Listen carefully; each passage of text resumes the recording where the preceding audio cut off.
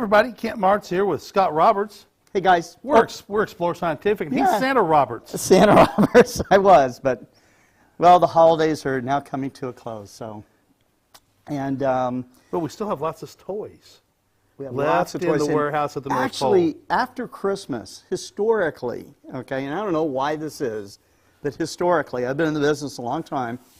January is the time where a lot of people get their astronomy gear, okay? Christmas money, early taxes, something. Just I don't know what it is, okay? Yeah. I don't know what it is, but January definitely is a good time to get into some of the last deals that might be available for telescopes and that kind of thing. So today we're going to talk about Explore Scientific's legendary ED80 airspace triplet Apo telescope. And we have one here set up on a photo tripod. We're going to show how versatile this telescope is, okay, for both land observations and for astronomy, astrophotography too.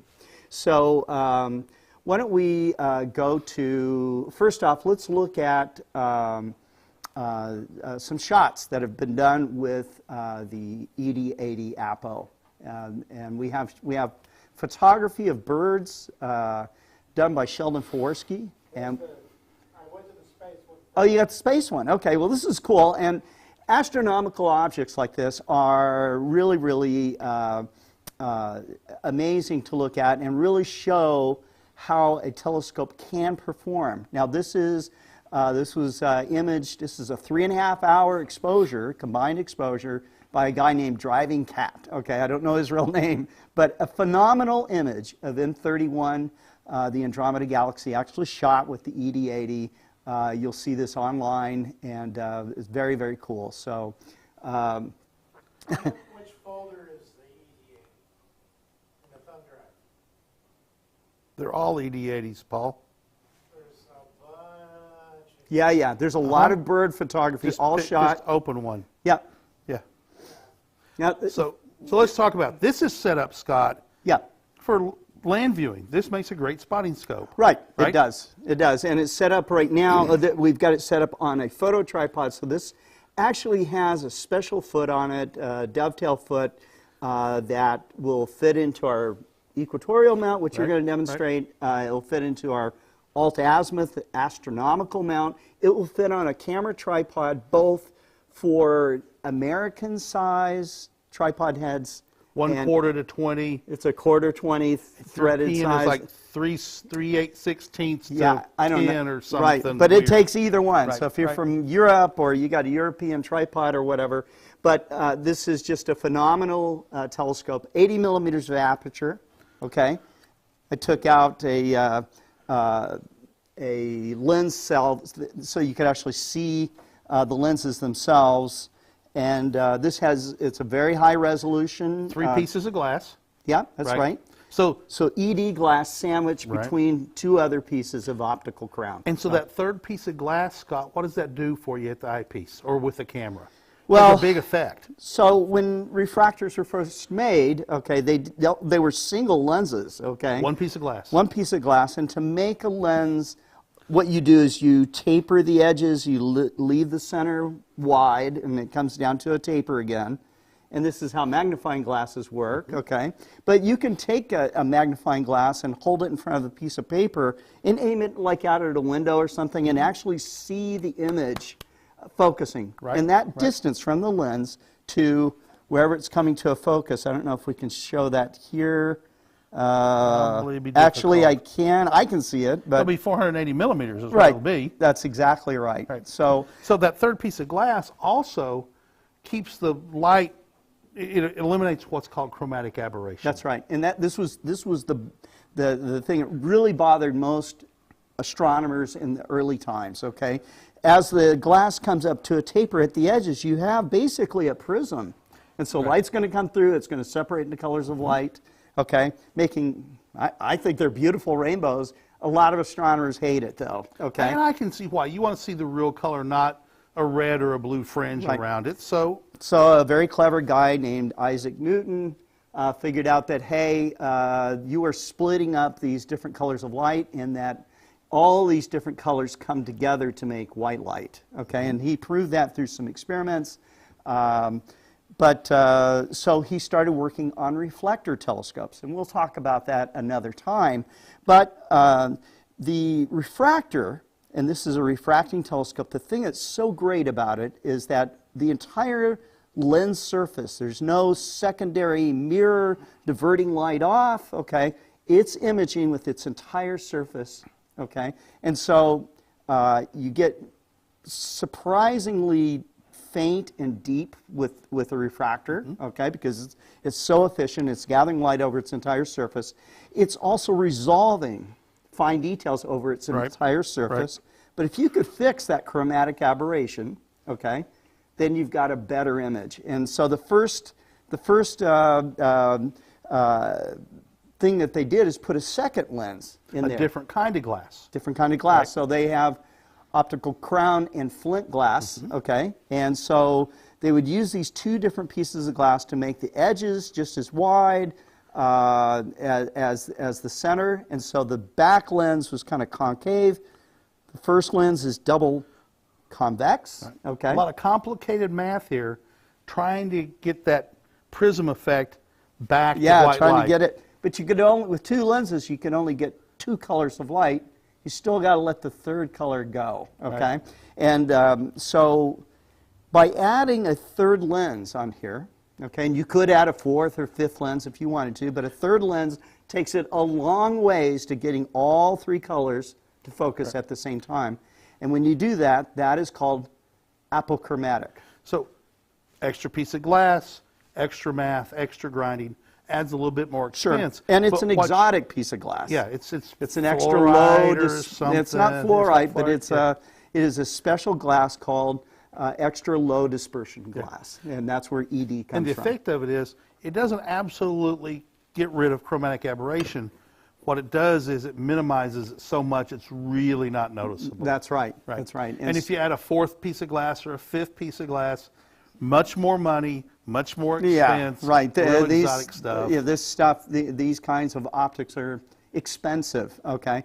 But you get incredible performance with three, okay? Can you get a little bit better? Yeah, but you start doubling and tripling the cost of the telescope. And cost for return to benefit ratio. Really diminishes, okay?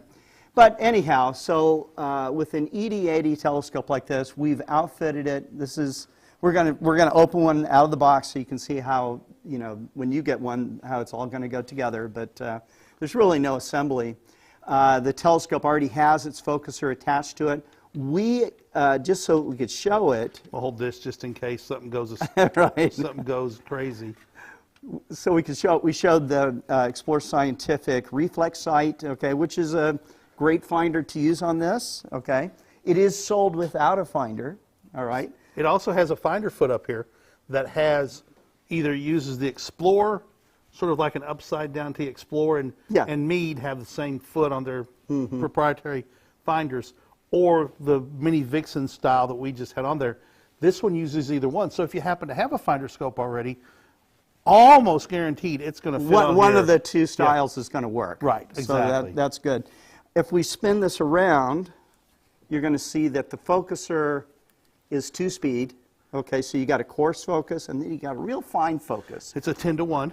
Right. So for every 10 turns of the small wheel, the big one turns one time. So you get really precise focus, and you can get down to micron accurate focus. That's you can right. work Which it back is and forth. Actually necessary to get beautiful astrophotographs, okay, and birding photography as well. So I'm just going to take this down. The point of this was to show you that it could fit on a photo tripod if you have one. But let's go ahead and we got one in the box. And we're going to show you how to hook this up on a go-to tripod and use it visually, or we're going to show you how to hook a camera up as well. Right. So I'm going to do a little bit of getting stuff off camera here now. So while you open the box, I'll talk a little bit more about the optics. This is a 480 millimeter lens, so if you're a photographer, this is your first telescope lens. Think of it as like a 480 millimeter f6 telephoto lens, okay, with ED80 optics on it. Don't want to cut you here. Right. It is It's rated to have a limiting magnitude of 12. Okay, so think of seeing the brightest star in the sky, which would be the star Sirius, being like magnitude 0. Each 100 times fainter of a star takes you to the next magnitude. With the naked eye, under really dark skies, you can see down to about 6. Some people can see 7th magnitude. Now that's really dark skies. This is super dark. Right. Okay, this is like seeing the Milky Way like a storm cloud overhead. Okay,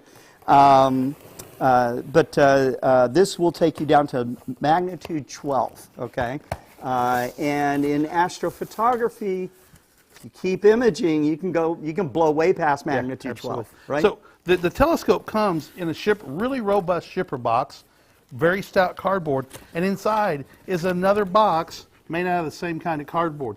These are shipped very robustly. That's cool. Yep, comes with.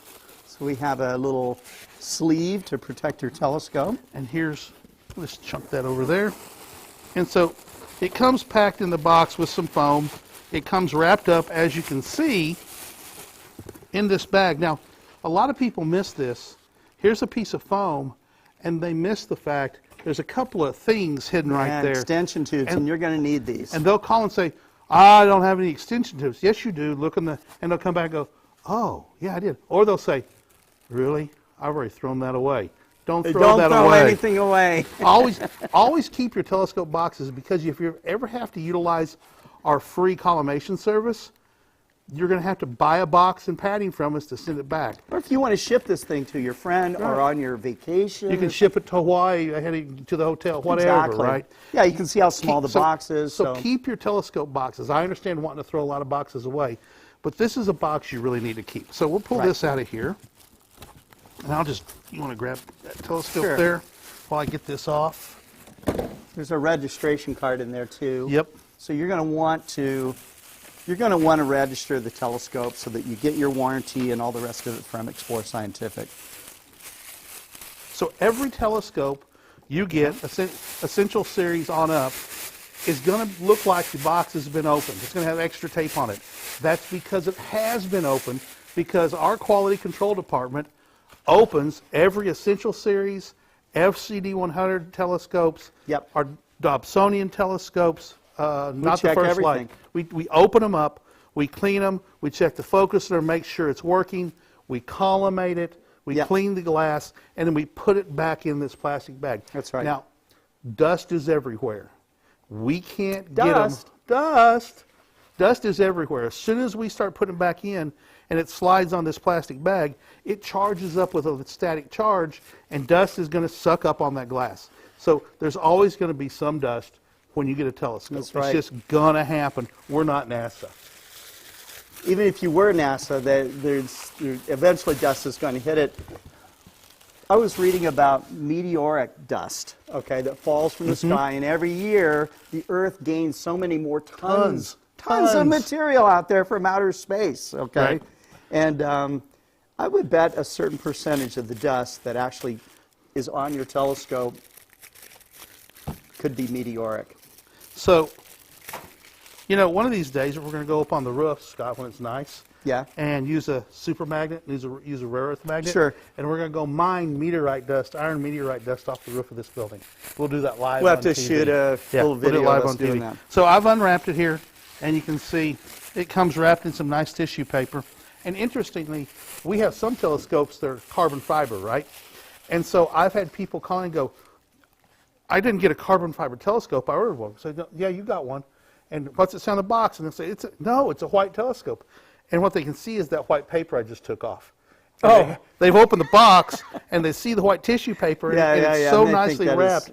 They think it's a white telescope. Done. Yeah, you could leave the tissue on, I guess. You could, but why really would you do that? So this has 480 millimeters of focal length, which means from the front element to where it comes into focus back here is 480 millimeters. Now, my dad bought one of these before I worked at Explore Scientific, and he called me and he said, I can't get this to come to focus. And I went down and I was looking at it, and I was going, Now, by the way, we didn't have the box opening. There's really nothing to assemble. This is it. This is the only thing to assemble. It comes with these extension tubes, because otherwise these extension tubes would make it have a longer box, harder to pack. For visual, you're going to have to use one of these, and it's very simple. This simply unscrews, which is called the tension collar. It's what holds the eyepieces or the diagonal in, and then your extension tube simply screws on just like that. And now people have asked me. Oh, we didn't get the diagonal out. I just realized that. Yeah, Scott, why do you use extension tubes? Why didn't you just have like a really long draw tube to go back and forth in the focuser? And the reason for that is that there are times where you have to go way in, depending on what kind of camera or eyepiece, Barlow combination, whatever. You may have to go way in, and if you have a long tube, that is going to go inside this tube, and it's going to block off some of the light coming from. It's going to become a field stop. It's actually going to make the working diameter of the telescope. Yeah, you won't have an 80 millimeter anymore if you have this really long focuser draw tube. So we created a system where you just add extension tubes, and then you can get it out there. Also, in the other end of the piece of plastic is your diagonal, which also goes through our quality control department. Each one of these comes checked out and collimated. So we have a machine, we look in, and we make sure that the mirror that's down in there is flat. Is really at 90 degrees. Is really at the proper angle so it comes through. So this simply comes out, loosen the thumb screws, take out the end piece. And I'm going to stop here and say, on the end of that has a sign that says, don't look at the sun. Do not look at the sun. We can't stress that enough. If you use this telescope and you look at the sun with it, even significantly out of focus, you're going to damage your vision. Right. We sell that same warning is on the lens cap here too. We sell filters that there's one back there somewhere. He's saying. A solar filter? Yeah. On the table. I don't see it. We don't see it, but take our word for it. There is a solar We've rearranged filter. a little bit, and things have sort of not where we normally have them. So I'm going to loosen this up enough, and it's going to slide in there just like that. And now I'm going to tighten these back down. And I'm going to tighten them all until I sort of feel pressure to help keep what's called the diagonal centered up in the draw tube. And I had to unloosen them a whole lot to get it in there. But once it's in there, you want to clamp that down. Now, the diagonal will not come out, and you just tighten this up so it won't unscrew. What's the second one for? The second one is for astrophotography. If you're going to be doing astrophotography, there's a whole lot of math. This diagonal takes up a lot of room, so you have to put on another extension tube, and then we're going to show you how to hook a camera up to this here in a few minutes. That's right. But there we go. So that's how we set and another the telescope. Oh, nice keeper great bag. accessory for the ED80 telescope is something called a field flattener. Your eye, unlike a camera sensor, camera sensor's flat, your eye is curved.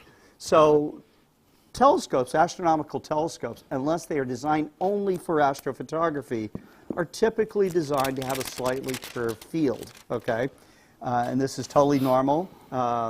But astrophotographers want perfect focus to the edge as they do to the center. So, and an accessory doesn't come with it. We can sort of demonstrate. Is a field flattener. I like to demonstrate what's happening. If you look here at the table, assume the table is your flat sensor on your camera, right? Right. Well, the light's coming out of the curved backside of the telescope just like this, and it's going through the air. So if there was paint spots on here, when it hits the table, the ones in the middle are just going to press down. But as the paper curls and rolls down, those spots of paint are going to smear out, right? And it's going to make... They simply won't be in focus. And they'll be smeared and not in focus. Yeah. The field flattener fixes that, so when it hits the right point, and it comes down and the light lands on the shutter, or the sensor, it's Now this is for flat. astrophotographers only, Right. Visually, you're going to see a beautiful view from center to edge. because your eye is curved. It's curved. Your eye is a miraculous tool that fixes that for you. So here is the field flattener focal reducer. Comes in a sealed bag with some dissecant in it. And I'm going to... Is this a reducer or is this a zero power? This is the field flattener, not a focal reducer. That's a focal reducer? Yeah. Yeah, this is not a focal That reducer. rolled right off his tongue. We have ones that are also focal reducers, But this is such a fast telescope. When I say fast, it's f6, wide field, okay? Right. So it is going to probably be as wide field as you need it to be. So I will say that when people want to start in astrophotography or just in astronomy in general, they crave magnification. Right. They want a really big telescope that's really big around and really heavy. And yes, it's going to magnify the things you're wanting to see and take pictures of. It's also going to magnify every problem and mistake you make. And I really want people to find success quickly. And how do you do that? With something like an ED80, right? That's right. It's small, it's forgiving. The shorter focal length, you can make mistakes and they really don't show up. So let's go ahead and put this field flattener on here, get this set up for astrophotography.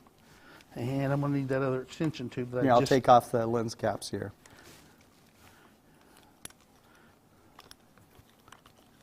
So, not to have dead air, you just got to take this thing off, loosen them until it comes off. And people worry about this coming off.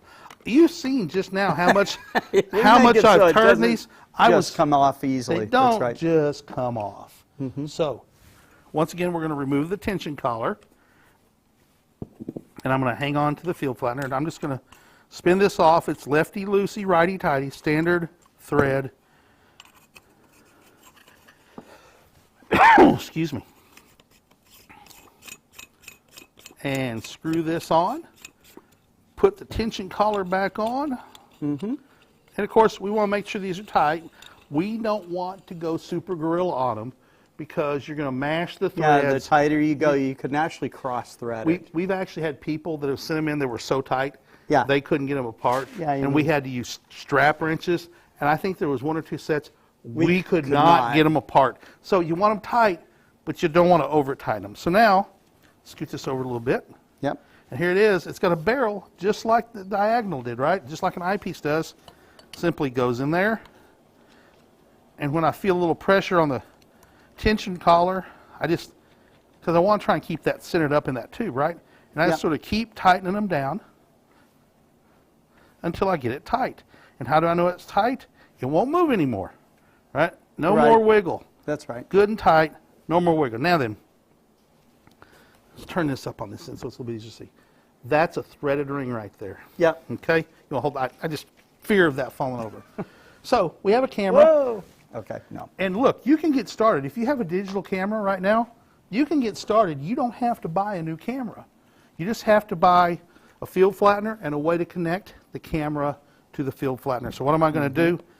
This thing right here is just like the back side of a lens, where you hook a lens onto your camera. This right here, you can see it looks like the back of a Canon ring. So this has that thread on it, which is called T-thread, T2 thread. Yeah. I'm going to screw it on, just like that. Get it good and tight. Take my camera and get hold of it. Scott, I see the red dot. I'm going to match up the red dots and turn it. Clicked right on. And now the camera is attached, and this is a camera lens. Right. This is a camera lens. That's right. Nothing else and but a that camera lens. shot of the Andromeda Galaxy wasn't done with a Canon, but a Nikon. But it doesn't matter, because that Canon camera could have made that shot too. Or you can buy one of these for a Nikon. You can buy them for any branded camera. Right. You can find a T-ring that matches your camera. Right. And so you can set this up right now, ready to go. Here's a cool feature we haven't talked about. I don't know if this is loose or not. Grab the tube for me. Sure. So, nope, it's not loosened up. Okay, so this little screw right here, we can loosen it, and there's a channel in there that allows us to turn the focuser, but there's also Set screws. Set screws right here. There's 3 of them that are on right now. They're tightened down so this won't turn. If you want to be able to rotate this, you loosen those 3 set screws just a little bit. And when you can move it, you stop. You can rotate it, tighten down this thumb screw, and now you've managed to frame up your camera how you want it to take. That's right. And this is how you would do it, whether you're taking pictures of birds or deer or anything else. You can rotate that camera to frame it up. Sure. the way you Or a want. galaxy or a nebula or something. So. Absolutely. So it's now set up to go on. So you want to put it tripod. on? Let's do that. We have a couple of different mounts here. We just kind of wanted to show I'm going to move the table just a little bit. how versatile the scope is. Scott, I'm glad I'm back on. We haven't done a lot of broadcasting while we got so busy we had to stop. This is really enjoyable. Yeah, it's a nice break from the craziness run up to Christmas. Right. So here we go. I'm going to hold on to this, Scott, and let you Okay. tighten it down. All right. So we just You got it? this dovetail will just fit right in this channel. Okay. And we're going to get it. There we go. You just kind of put it at the balance point, lock it down, And there we go. and there you're done. And now this lens hood, you would take out the take the lens cap off. lens, and this is a metal lens cap, by the way. Plastic lens caps are a problem for people that have electronic cameras, okay? Because Outgassing and no, it's infrared light from the star will pass right through that's plastic. right. Yes. Pass right through plastic, and you can't get dark fields, Right. okay? Which is something that a lot of astrophotographers. This is a little bit about astrophotography. Astrophotography is not just taking a picture of the pretty hillside that you see in Right. front of you. It's about long exposures, and then it's about taking those exposures and stacking them up. And then there's things called flat fields and dark fields and bias frames where you take pictures of the inside of your cap. So you're actually taking a picture of the Yeah, and lines you're in your- removing noise out of Right. the image, You and take a white sheet and put over it Dust with even bunnies light. and- You're getting rid of dust bunnies and things like that. So let's turn this sideways Mm-hmm. here. And there we go. This is now set up, and this is you can tell the weight's so far back here. This mount is going to move a little bit.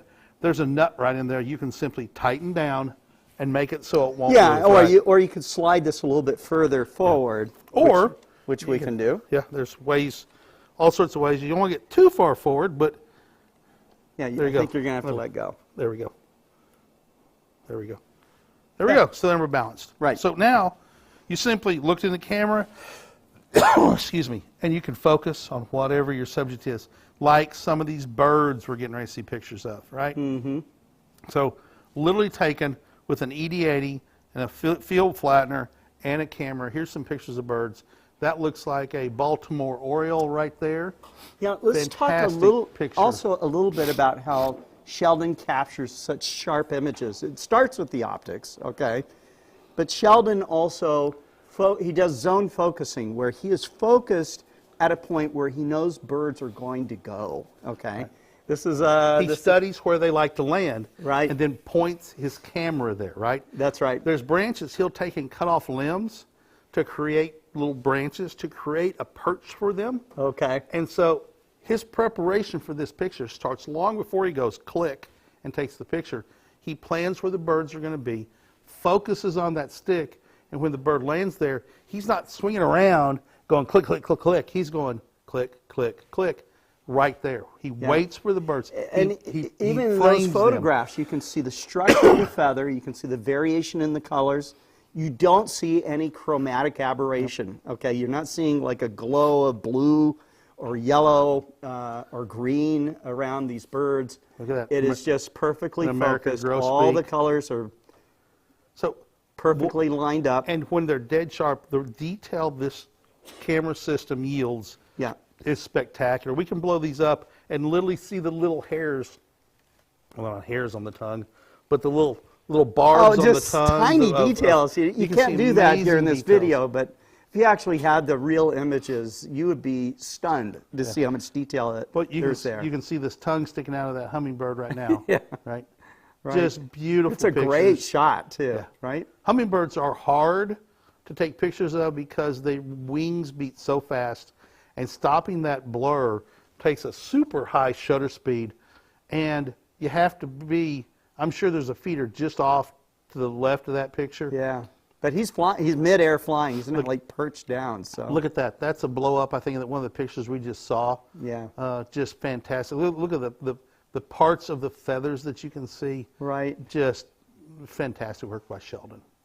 Fantastic work by Sheldon. All right. So this is how you'd use it. This mount is a simple mount. It's Right. left, right, up, and down. Real simple to use. Alt-Az. They're called Alt-Az mounts in the So it's- astronomy world. There you go. Okay. In the photography world, it's called tilt and pan. Right. All right. But it's the same thing. So now we're going to move in here. This is a go-to mount. All right. So this mount is designed to let you learn how to connect up with a tablet, and soon with an Android phone and then an iPhone, Yep. to make this system work. This is a robot, right? Right. And the app is simply a robot control device. That's all it is. So I know from experience that I've got to get this. Now, I hold on to this until I'm sure I'm actually violating one of my rules. What is And your rule? Here's my rule right here.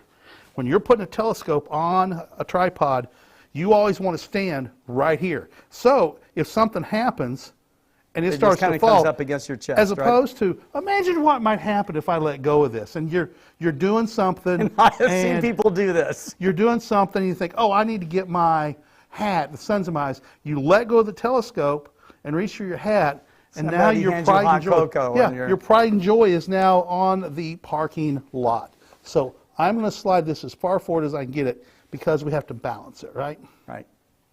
And there's 2 safety screws. Always, always, Always use both. always use both, and always tighten this smaller one last because it's what locks it in.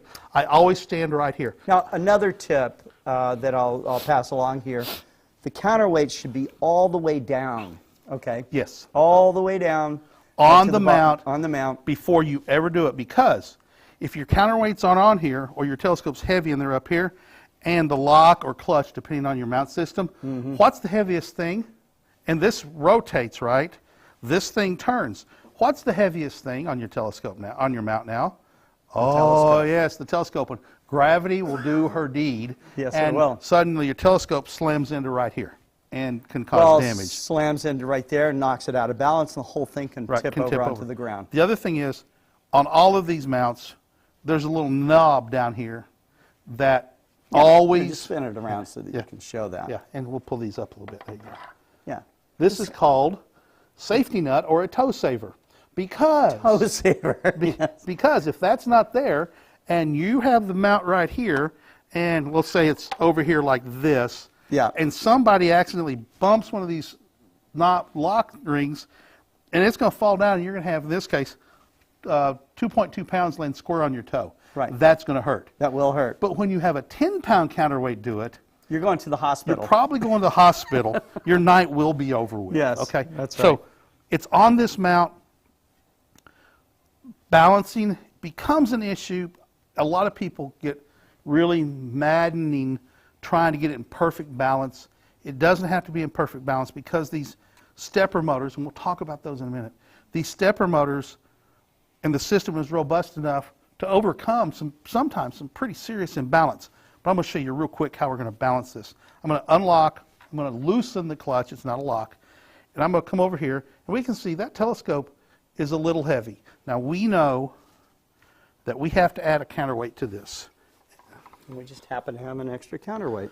And these are for sale. It comes with 2, but you can put a whole lot of weight on here. We have people, we don't recommend it, but you know, you can do it. Counterweights all the way down the counterweight rod. JR does planetary with it, and he runs with 18 pounds of counterweights, and he's got a 24-pound camera telescope up here. Takes fabulous pictures with it. So we've got, see, okay, it's balanced pretty now. nice. It's Yeah. pretty balanced. I always want to have mine a little bit telescope heavy. Why? Because if you're in perfect balance, the gear train can move back and forth and lose contact. So it's driving this way.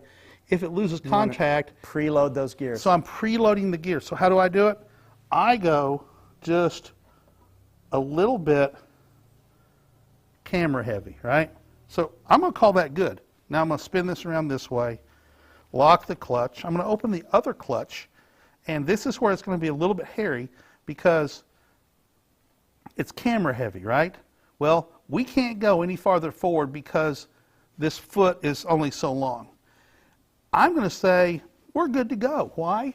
Because I want it to be a little bit camera heavy. Now, is it super camera heavy? No. This is going to work fine on the But Exos again, it's 100. preloading the gears. But all we're doing is preloading the gears. We're making sure that as the drive gear is turning, it's always engaged with the drive here and the drive here. So we always have a steady, smooth arcs across the sky.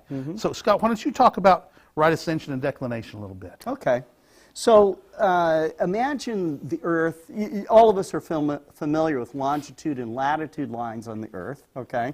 And if you look at the longitude lines, they go from 0, okay, to 23 hours and 59 minutes, okay? And then you have these other circles that are on top of the globe, okay? We start off with just a point, which is 90 degrees north, going down to 90 degrees south.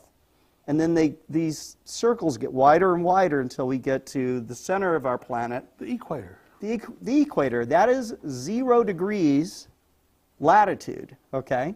And so up here, 90 degrees latitude north, 90 degrees latitude south, 0 degrees in the middle. And so if you take these rings and just explode them out to the sky, it's the same thing. Yeah, now you have this grid pattern that's up in the sky. And there are stars that are on the 0 hour line, okay? Right where you're standing has a specific GPS address. That's right.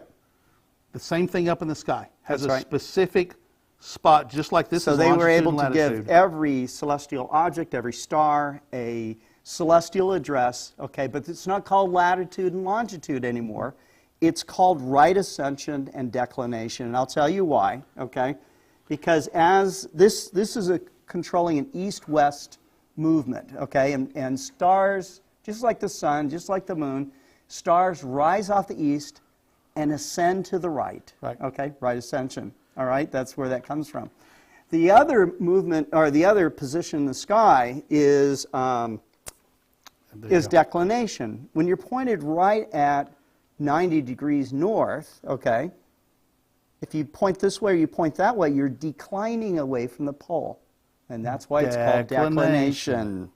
Yes, sir. So with these two numbers, in the old school way of doing astronomy, and this is how Kent and I learned it, you would look at a star chart, it would have this celestial coordinate thing, and you'd go, I want to see this galaxy NGC 4565. And Kent would call out the right ascension number and the declination number, and there were circles on these types of amounts. And we get close. And you would adjust it, okay, and get it close onto that declination, this right ascension.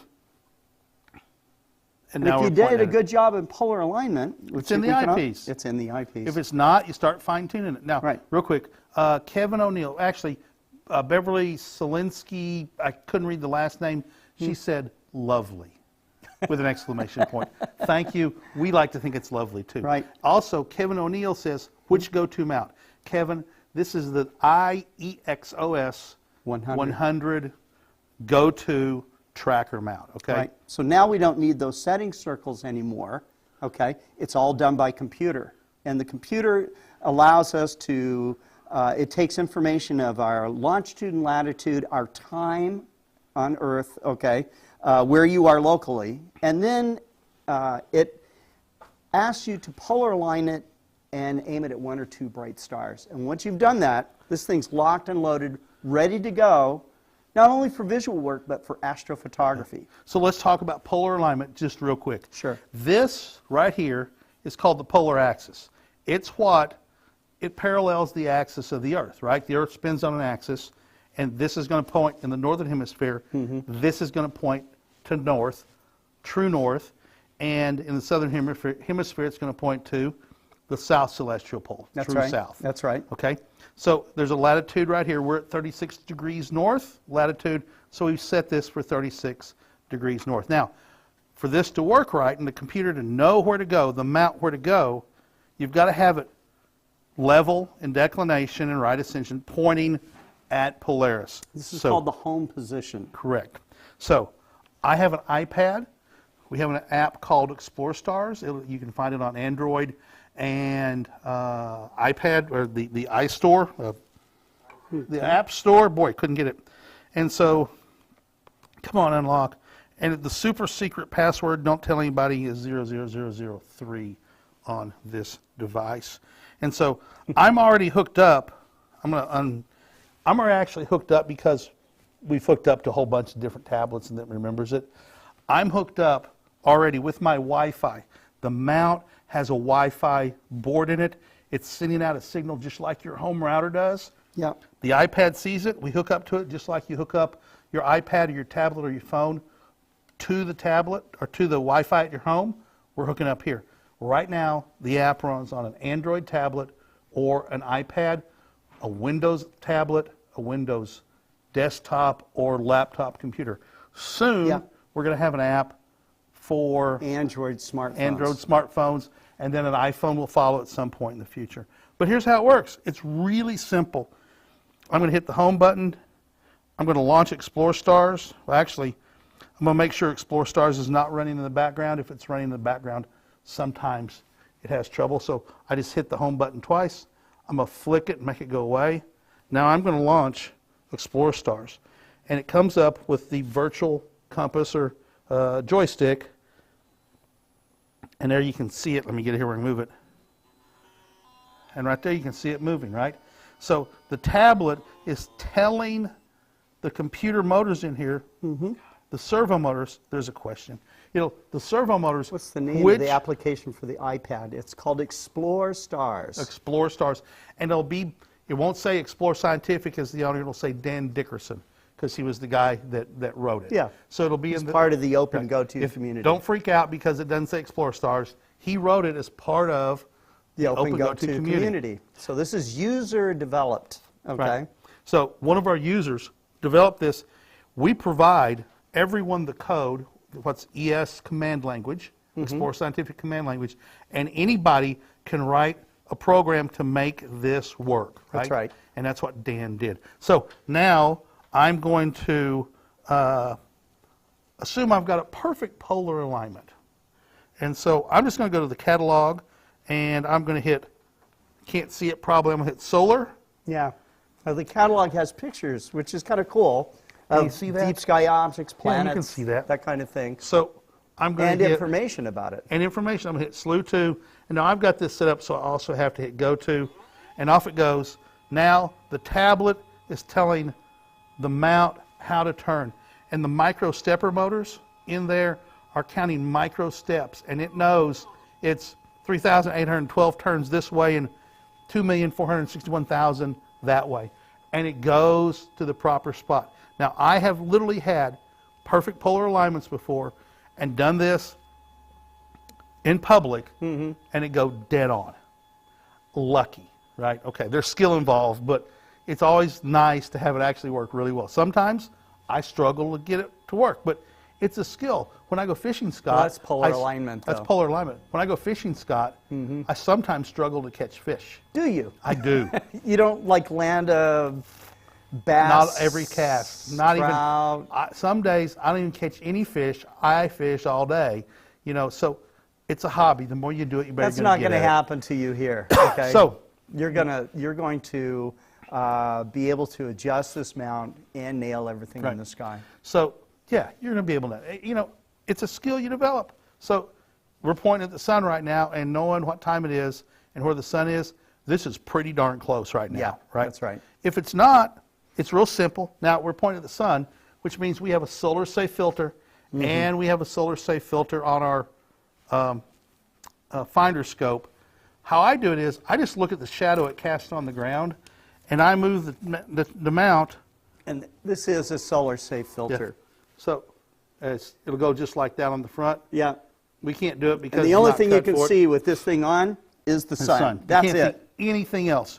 So I can use the left, right, up, and down buttons, and I just move the mount until the shadow cast by this becomes nice and sharp and crisp, and bingo, you're tracking the sun now. Right. And it's going to continue to track the sun until you change it. Right. Right. So now, anyway. this is a really nice, super compact type of telescope, often called a grab-and-go scope, okay? And because of its versatility, being able to work very easily on an alt-az mount, being able to work on a photo tripod. Look, if you just want a few minutes of sky time or a few minutes of looking at birds or something like that, this is so easy to set it up and go. You want to go on vacation with the telescope, again, this is the right one to take. You want to go chase a total eclipse of the sun. Wow, the eclipse photos we got back from 2017 were mind-blowing. And so it is really a very versatile tool. If this becomes your first telescope and later on you buy a big one, this telescope can be mounted on top of your big telescope and be used as a wide field instrument, a guide scope, an incredible finder. Right. I mean, it's just you can be taking super versatile. You can take pictures with your bigger telescope and your smaller telescope at the same time. Simultaneously. Take really close-ups and wide field. Right. Lots we have of people opportunities. mixing those images together, and it's really amazing what amateur astronomers are doing. But you can do beautiful pictures with the system with your DSLR or an astrocam. You can do science with it as well. We have people doing science on variable stars, even exoplanets. So it's a great little system, Scott. Beautiful telescope, great for beginners. Yep. You can get this set up right here as it sits for right at $2,000, under $2,000. If you already have a camera, you're ready to go for astrophotography. You just need the telescope, the go-to mount. You don't even have to have a field flattener to start. No. That's, after a while, you're going to notice This is when you start getting picky as an astrophotographer. Yeah, right. And they do get picky. Okay, so. And you say, oh, look, I see that sort of smear, that coma or field curvature that Kent was talking about. And you decide, okay, I'm going to, I want to get rid of that field flattener. So you get that field flattener that makes your pictures better. And you learn skills about processing the pictures and how to better polar align, and you just get better and better. Right, but it's a great tool for any astronomer. Most astronomers that I know, astrophotographers, they have a variety of telescopes. Some of them have too many telescopes, but yes. Having a wide field instrument like this should be part of your arsenal. There's no such thing as too many telescopes. Oh, Scott. really? No, okay. There's not. There's no such thing as too many telescopes. Right. All right. So, for visual, instead of having the camera on here, you'd take off one of the extension tubes. Yep. Put the diagonal. Use one of the Explore Scientific waterproof eyepieces. We have a great line of eyepieces. Yes, we do. That goes from the least expensive 52-degree eyepieces up to an expensive 120-degree eyepiece that's like putting your head inside of a fishbowl. It's really crazy. Fishbowl. A celestial fishbowl. Right. Right. And those eyepieces are waterproof. If you take them out and they get wet, it's not going to hurt them. Scott knows people, and we don't recommend this, but they do it. Put their eyepieces. Dishwasher. Okay. They turn the heater off and dishwash. And then spray distilled water and then alcohol on to get them. Again, we don't recommend that, but it can be done. Yeah, I have yet to hear back from my friends that actually do this and saying, "Hey, Scott, I got a problem." I got a problem. And so, when you get an eyepiece, and here's a little caution, there are many people who want to know how things are put together. They'll take their lens assemblies apart, and then they'll call us and say, hey, I can't get anything to come to focus. Did you take the lens assembly apart? Yeah, why? I wanted to see what was inside of it. I tend to be one of those guys. I've learned to not be on things like this. And then they have to send it back to us. We have to try and figure out which ones go where. If you get your eyepiece, and the first thing you want to do is see how all the pieces are inside, you grab the silver barrel and unscrew it. You're going to hear a little psst. Well, that's the purge disappearing from inside your eyepiece. That purge is what keeps them waterproof and keeps them from fogging up inside. So don't do stuff like that, right?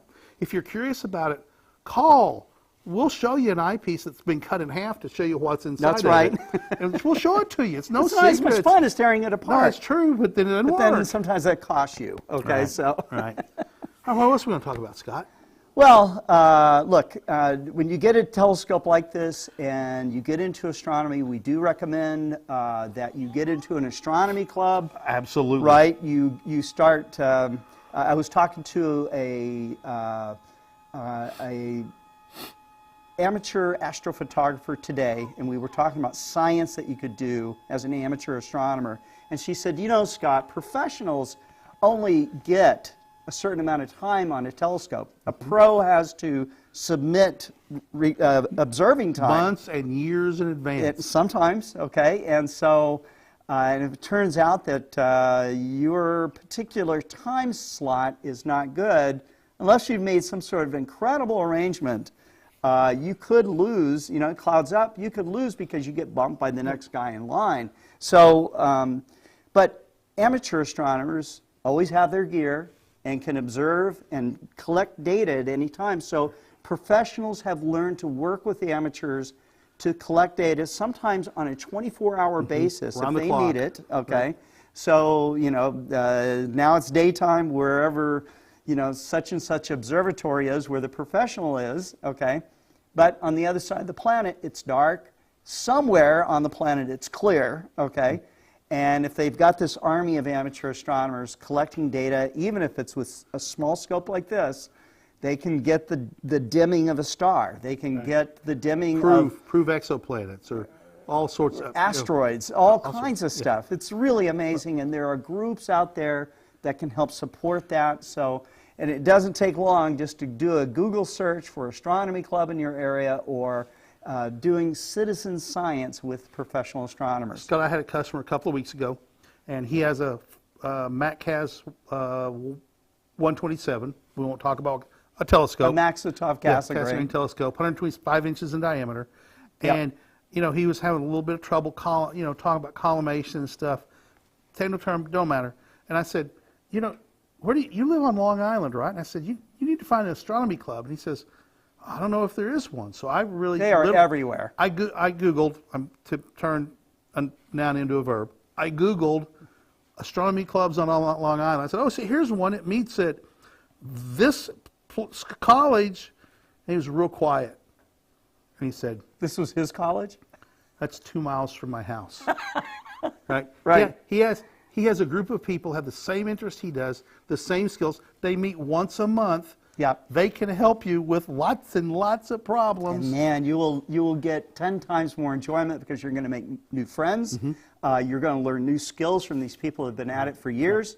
And amateur astronomers, maybe unlike a lot of other hobbies, I don't know why this is, but amateur astronomers will share everything they know about their gear, their observing techniques, their astrophotography techniques, and they'll take you up to a level where they're at very quickly. And think about it. Imagine trying to play the guitar, and there's no one to teach you, and you have to figure out right. There are guys who did it. There's guys who did it, but isn't it a lot easier to go down to the Guitar Center and pay somebody, or find your neighbor who plays guitar that can teach you the chords and how to do it and the fingers? Sure. It's a whole lot easier, and it's more enjoyable. It's hard to figure this stuff out sometimes. Lots of people do. I figured a lot of this out myself, but I really wanted to do it, and I really stuck with it. Sure. But going to an astronomy club, like using an ED80 to start doing astrophotography, I want to make that as easy as possible. Going to an astronomy club and finding a mentor is about making it as easy as possible for you, right? That's right. And they're going to get you involved in all kinds of really cool stuff, including astronomy outreach, where you're introducing people of all ages to the wonders of the sky. So I've done it, a lot of outreach over the years. I really love that moment when somebody looks through it, not a big telescope, and sees the rings of Saturn. For the first time. For the first time. Yeah. And they cry, men and women, grown adults, and it gives them an emotion they've never had before. Right. They're seeing another world for real. A big telescope where you see the craters of the moon up close literally have blown people's minds. They've had to go sit down on a wall or in a chair and process what they saw and cry and have a religious experience, an emotional awakening, however you want to term it. Right. And it is so fantastic.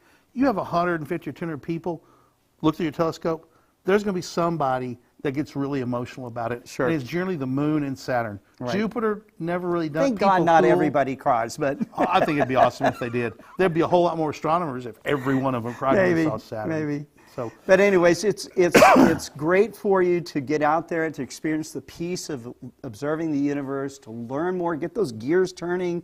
It is an unending adventure. And so we appreciate you staying with us here to explore the Explore Scientific ED80 telescope and all it can do.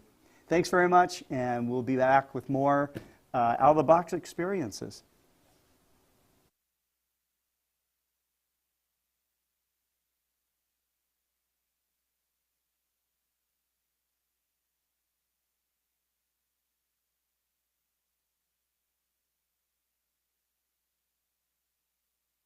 Thank you.